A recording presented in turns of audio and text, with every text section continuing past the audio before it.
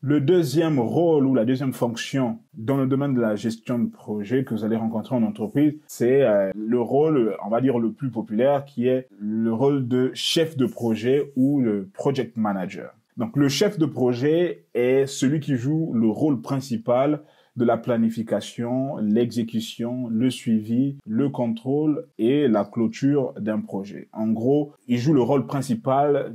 tout au long du cycle de vie d'un projet. Il doit se rassurer que toutes les phases du cycle de vie du projet sont réalisées dans les normes en matière de gestion de projet. Donc, il est responsable de l'ensemble du périmètre du projet, de l'équipe projet, des différentes ressources du projet, du budget du projet, mais il est aussi responsable, on va dire, en gros, du succès ou encore de l'échec du projet.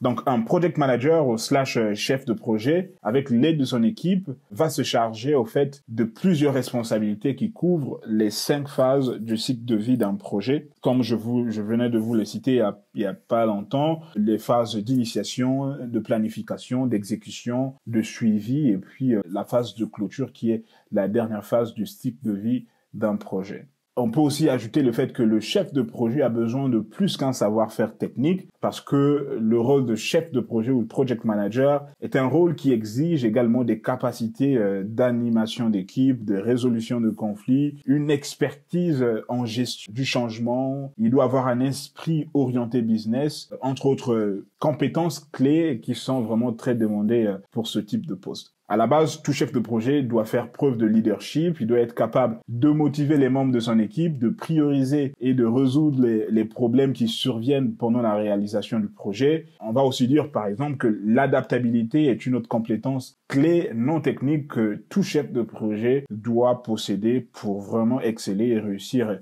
dans ce rôle. Voilà. Donc, les compétences non techniques telles que la communication, l'écoute peuvent également aider le chef de projet à exceller dans son rôle. Mais pour être un chef de projet très efficace, vous devez être un partenaire commercial et stratégique entièrement investi dans le succès de l'entreprise, et vous devez être capable de faire face aux différents